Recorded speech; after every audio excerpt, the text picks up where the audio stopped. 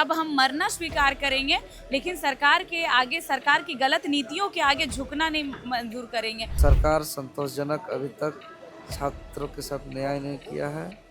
इसके वजह से थकान की अवस्था में ही हम अपना अन्न को त्याग कर दिए हैं। अभी मेरा बहुत तबीयत खराब है, अभी हम नहीं बात कर पाएंगे।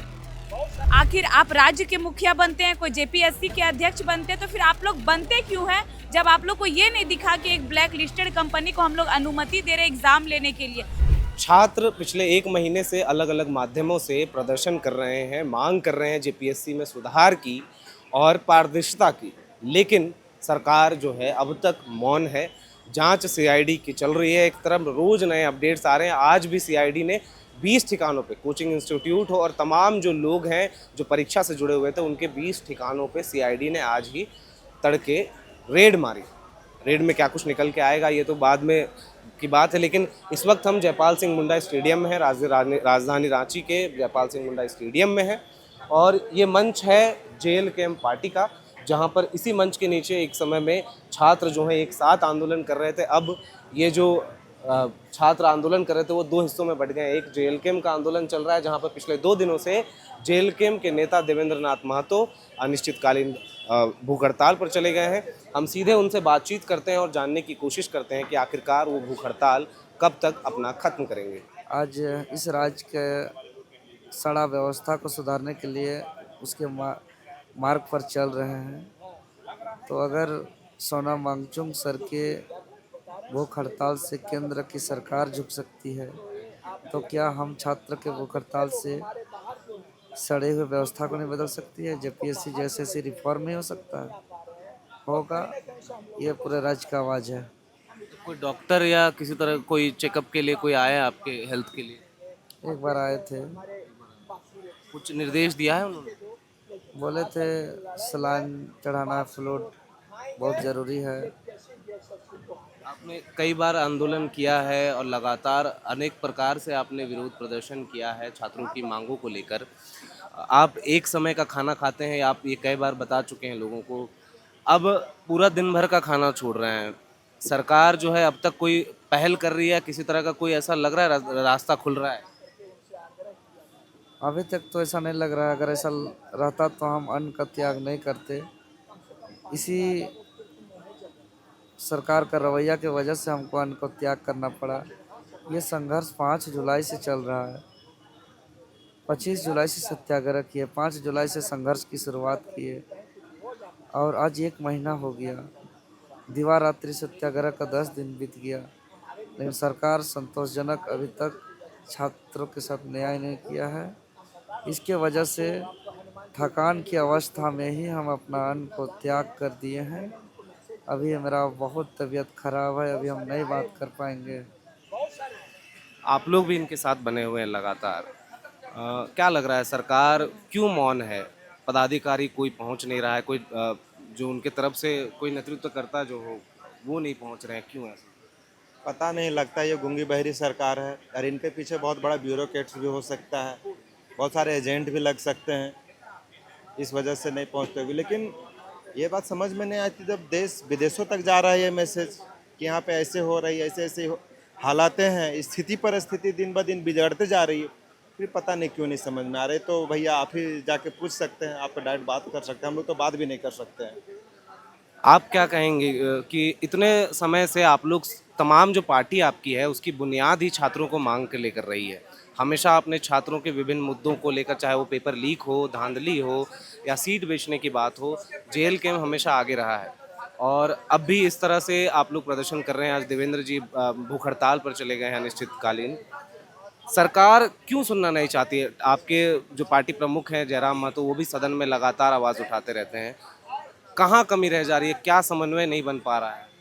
देखिए, जब हमारी पार्टी नहीं थी, हमारे तब से हमारी पार्टी में जितने लोग भी हैं, आप भी देखे होंगे कि जो छात्र नेता देवेंद्र महतो है, वो कितने पहले से छात्रों के हक के लिए सरकार से लड़ते आ रहे हैं। और जो हमारे सुप्रीमो है वो काफ़ी गरीब घर से थे, लेकिन वो बच्चों को फ्री में शिक्षा देते आ रहे हैं। और जो हम लोग का उदय हुआ एक छात्र आंदोलन से ही हुआ। लेकिन अब बात ये है कि आखिर कब तक राज्य में आंदोलन? भाई हमें अपने घर में अपने अधिकार के लिए हमें अपने परिवार के लोगों से लड़ना पड़ेगा। और हर बार क्यों लड़े, हर बार क्यों मांगे? आज भूख हड़ताल का दूसरा दिन है। देवेंद्र भैया जो भूख हड़ताल पे बैठे हुए हैं और इनका ये कहना है कि अब हम मरना स्वीकार करेंगे, लेकिन सरकार के आगे, सरकार की गलत नीतियों के आगे झुकना नहीं मंजूर करेंगे। आज देखिए ये दूसरा दिन हो गया, एक बूंद ना पानी लिए हैं, ना किसी प्रकार का जूस वगैरह कोई लिक्विड नहीं लिए हैं। ये हमारे राज्य से बाहर बात जा रही है, तो क्या सरकार के कानों तक बात नहीं जा रही? आप ये बताइए कि हर बार आखिर कब तक अब सीआईडी जैसे जांच बिना मतलब का लगाएंगे और बुड़बक बनाएंगे? सीआईडी भाई वो सरकार का चीज़ है। तो पहली जितनी जेपीएससी में गड़बड़ी यहाँ हुई है, 9 साल 11 साल हो गया सीआईडी जांच लगाए, आपका रिपोर्ट कहाँ है महोदय? हम लोग सभी छात्र पूछना चाहते हैं कि आपका रिपोर्ट कहाँ है? फिर 14वीं जेपीएससी में वो करेगी, 2026 चल रही है, 14वीं जेपीएससी में जो गड़बड़ियाँ पाई गई है, बच्चों को बोलेगी कि हम सीआईडी, जो अभी सरकार का वही बयान है कि हम सीआईडी जाँच कर रहे हैं। आप 2026 से 2036 भी आ जाएगा, लेकिन सीआईडी जांच का रिपोर्ट नहीं आएगा। मैं कहना चाहूँगी आप लोग अपने आप को मानते हैं कि हाँ हम उस काबिल हैं, हमें एक राज्य संभालने का कैपेसिटी है, तभी आखिर आप राज्य के मुखिया बनते हैं, कोई जेपीएससी के अध्यक्ष बनते हैं। तो फिर आप लोग बनते क्यों हैं जब आप लोग को ये नहीं दिखा कि एक ब्लैक लिस्टेड कंपनी को हम लोग अनुमति दे रहे हैं एग्ज़ाम लेने के लिए? फिर साफ है कि आप 14वीं जेपीएससी या वो जो कंपनी है टीडीपीएल, वो बस जेपीएससी का एग्ज़ाम नहीं ली है, और भी इस राज्य में अन्य 4 या 6 एग्ज़ाम ले चुकी है। फिर छात्रों का भविष्य का सौदा करने के लिए आप लोग लाते हैं, और ये लोग अभी भी मतलब राजनीति पे राजनीति किए जा रहे हैं कि हम लोग सीआईडी जैसे जांच कर रहे हैं। भाई मैं पूर्व सरकार से भी पूछना चाहूँगी, जब आपकी सरकार थी तब सीआईडी जांच जो हुए, आज आप झंडा लेके अपने पार्टी का रोड पे उतर रहे हैं। पहले आपकी जब सरकार थी, जो जेपीएससी में गड़बड़ी पाई गई है, जो सीआईडी की जांच लगी है, उसका रिपोर्ट दे, तब आप उतरे बच्चों के अधिकार के लिए, क्योंकि आपका भी उतना ही बड़ा योगदान है झारखंड के छात्रों का भविष्य बर्बाद करने में। एक बात आपने कही कि सरकार चलाती है, सीआईडी अधीन है सरकार के, सीबीआई भी तो केंद्र सरकार के अधीन है। और जिस तरह नीट पेपर लीक का मामला सामने आया, सीबीआई वहाँ भी विफल साबित हुई 2024 के नीट पेपर लीक को लेकर, और सीबीआई ने जेपीएससी पहली और दूसरी की जो चार्जशीट है वो फाइल कर दी। उन्होंने अनुशंसा भी कर दी कि इस पर मुकदमा दर्ज कराया जाए, ट्रायल चलाया जाए आरोपियों पे। लेकिन आज 12 साल की जांच के बाद 2 साल अब बीत गए चार्जशीट फाइल किए हुए, सीबीआई भी तो वहाँ पे विफल साबित हो रही है। देखिए मैं क्या कह रही हूँ, यही अभी थोड़ी देर पहले की कि सरकार, यहाँ भी सरकार का मतलब ठीक है कि राज्य में जो वर्तमान की सरकार है, केंद्र में भी तो आपकी विपक्ष की सरकार है। आप लोग केंद्र और राज्य में दोनों एक दूसरे के विपक्ष है। आप देखिएगा ये लोग कैसे राजनीति करते हैं कि हमारे देश की राजधानी में जंतर मंतर जब छात्र सड़क पे उतरे तो यहाँ के कांग्रेस के नेता जाते हैं। अब राहुल गांधी जी का देख लीजिए, प्रियंका गांधी जी भी बोल रही थी ये पढ़े लिखे हैं, युवाओं के लिए लड़ रहे हैं, इनका पैंट फट गया, चप्पल, या फिर वो ड्रामा था, सत्ताबाजी का वो खेल था। क्यों? क्योंकि आपको देश का प्रधानमंत्री बनना है। इसी झारखंड राज्य में जब सड़क पे उतरे हैं, राहुल गांधी की गठबंधन की सरकार है, तो आप यहाँ मौन क्यों है? मैं राहुल गांधी जी से कहूँगी कि आपका स्वागत है झारखंड राज्य में, आप आइए, छात्रों के भविष्य के लिए लड़िए, हम सड़क पे फूल बिछाने के लिए तैयार है। और ये लोग एक दूसरे का बदला ले रहे हैं और अभी भी छात्रों को बुड़बक बना रहे हैं। इस बीच कल हमने देखा कांग्रेस का जो शीर्ष नेतृत्व रहा, बड़े नेता कोई चेहरा वो सामने नहीं आ रहा।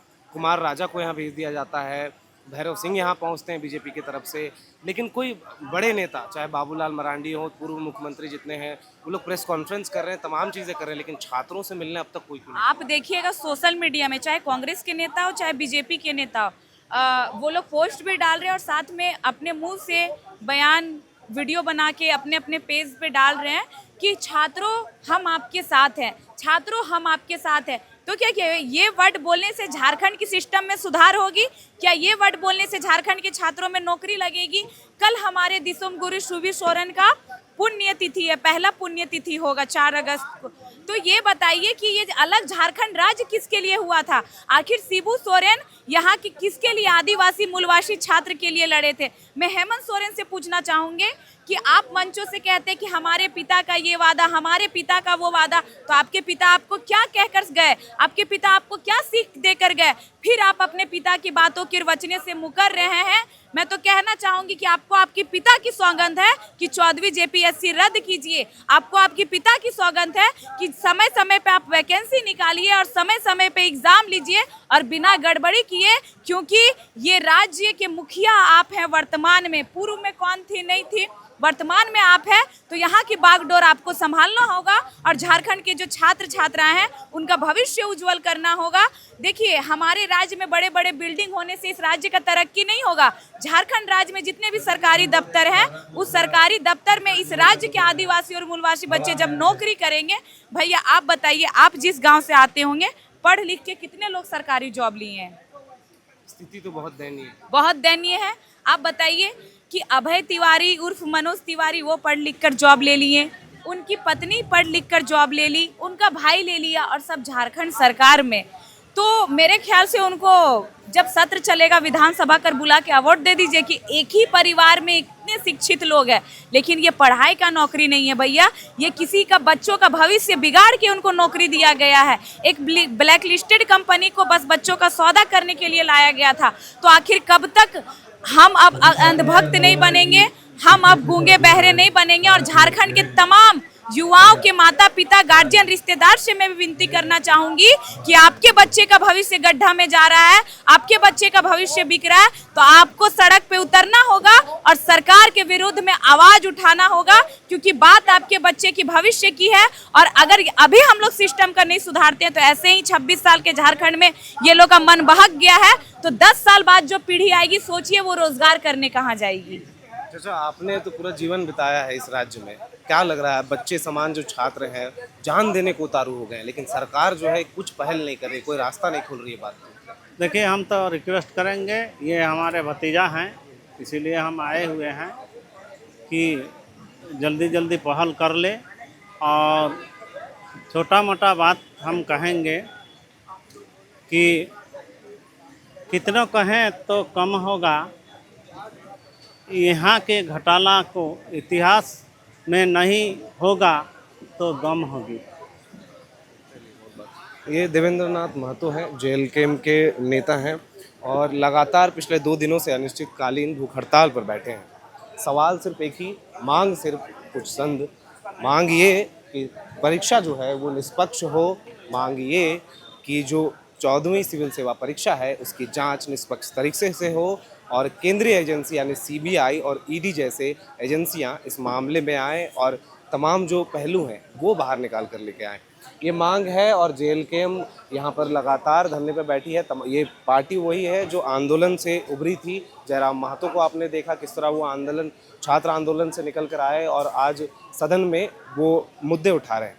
बहरहाल इन सब के बीच सरकार की तरफ से अब तक कोई पहल नहीं की गई है और ना ही कोई प्रतिनिधि जो है सरकार की तरफ से वो बातचीत के लिए पहुंचे। अब देखना होगा कि इस तरह अनशन कर रहे हैं, एक तरफ जो छात्र हैं वो अलग उधर बट गए हैं 2 हिस्सों में, उस तरफ भी जो छात्र हैं वो लगातार अपनी मांगों को लेकर तरह तरह के जो रोज़ मसाल जुलूस निकल रहा है और अलग अलग पैंतरे अपना रहे हैं कि किसी तरह जो सरकार है वो सुन ले और उनकी मांगे जो हैं, जो जायज़ मांगे हैं जांच को लेकर और परीक्षाओं में जो अनियमितताएँ हो रही है उनको लेकर उनको ठीक करे। और ये जो सिस्टम बना हुआ है अनियमितताओं का, चाहे वो पेपर लीक हो, धांधली हो, सीट बेचने की बात हो, वो जो है बंद हो, ये जो पूरा रैकेट है ये बंद हो, ये मांग के लिए छात्र जो है विभिन्न हम कहें कि नेतृत्वकर्ताओं के पीछे जो है खड़े होकर मांग कर रहे हैं।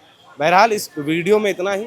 आप क्या सोचते हैं कि ये अनिश्चितकालीन जो भूख हड़ताल है ये कब तक चलेगी, कब सरकार अपनी तरफ से पहल करेगी या सरकार को क्या कुछ करना चाहिए? कमेंट बॉक्स में राय अपनी ज़रूर बताइएगा और इसी तरह की खबरों के लिए बने रहें एयरनाउ के साथ। कैमरे के पीछे मौजूद है मेरे सहयोगी अभिषेक, मैं हूं विकास कुमार, बहुत बहुत शुक्रिया। FRP pressure vessels are made using fiber reinforced plastic, a powerful combination of high strength glass fibers and corrosion resistant resin. At Duraplast, we manufacture these vessels using advanced filament winding technology. Layer by layer, resin coated glass fibers are precisely wound over a rotating mold, creating a structure that is lightweight, high strength, and built to handle pressure. The result? Superior corrosion resistance, longer lifespan, lower maintenance costs for industries that demand performance without compromise. For customized FRP pressure vessel solutions,